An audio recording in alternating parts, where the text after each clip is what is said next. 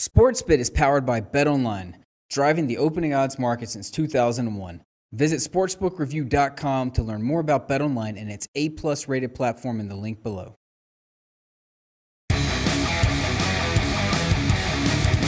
Big game breakdown Saturday, NFL, the Colts and the Ravens. Baltimore minus 13.5, total of 41 against Indy. And look, the Ravens are 8-6.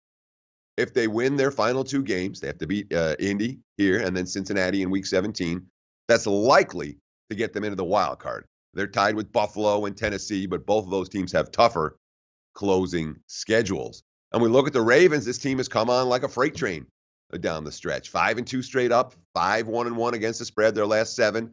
The only losses in those games came by a combined 4 points. And that's what can happen when you're number one in the NFL in turnover margin, like the Ravens are, plus 17, and your defense has 3 Pro Bowlers in Terrell Suggs, C.J. Mosley, Eric Weddle. That defense has been making plays all year long, and the offense has started to click a little bit the last couple of weeks. I mean, they found ground game, I would call it an unexpected source. I wonder if the Seahawks wish they still had Alex Collins on their roster. Seattle, of course, hasn't been able to run the ball all year. Collins never got a shot with Seattle.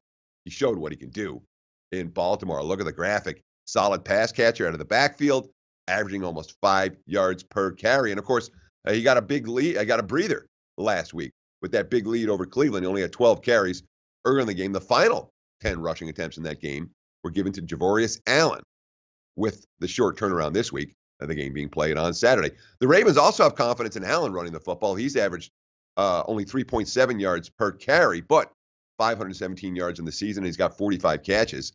A 1-2 punch of physical runners, that can matter against a soft defense. John Harbaugh on Javorius Allen, quote, runs the ball, pass protections, catches the ball out of the backfield, always knows what to do.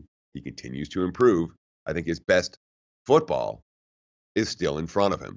All that being said, Baltimore is 8-6 because they are not an elite team. They are a good team, mediocre to good. They are not a great team. I mean, you start laying close to 2 touchdowns in the NFL with mediocre to good teams as opposed to great teams, it doesn't necessarily work out for you all that well. I'm not excited about the prospect of laying 2 TDs with the Ravens. So can I get into Indy here? Well, there's one maybe hidden element is that we talked about on SportsBit last week, the problems that the Colts were going to have on the short turnaround off the Blizzard game.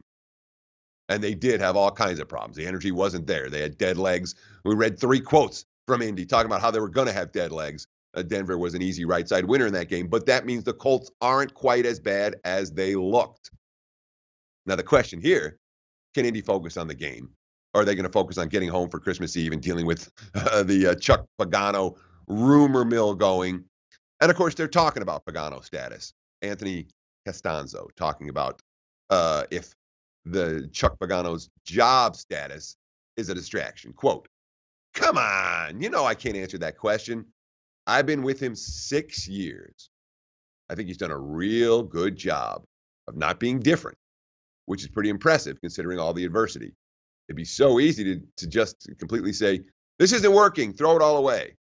He's still himself, which is great. I think that's a meaningful quote. It's saying, yeah, it's a distraction, but Pagano's not freaking out about it. The locker room's not freaking out about it. There is, however, something of a fundamental problem for Indianapolis when it comes to the matchups in this ballgame. Jacoby Brissett, you know, he's getting to audition now for anyone out there interested in next season, but it's a tough matchup for him when it comes to protection.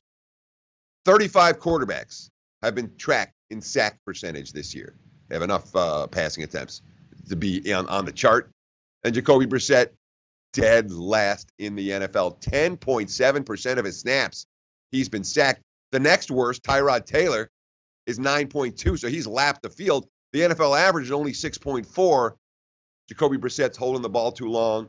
The Colts receivers aren't getting open. Their offensive line doesn't protect very well. That's bad news against the Ravens, number 8 in the NFL, averaging 7.2% of opponents' dropbacks, resulting in sacks. That is a bad fundamental matchup for Indy. Not a game I plan on having any action on, at least not before kickoff. More big game breakdowns coming up next right here on SportsBit betting insight today from SBRpicks.com. Hey guys, thanks for tuning in to our channel. Now, we've put a lot of work into producing all these free videos, so please help us out and keep all our content free for you forever by simply liking, sharing, commenting, and subscribing. Now, not to mention, a visit to our industry-leading website will warm the hearts of all our SBR employees, especially myself. Now, the links are over there to the left, so do check those out. Thanks for watching.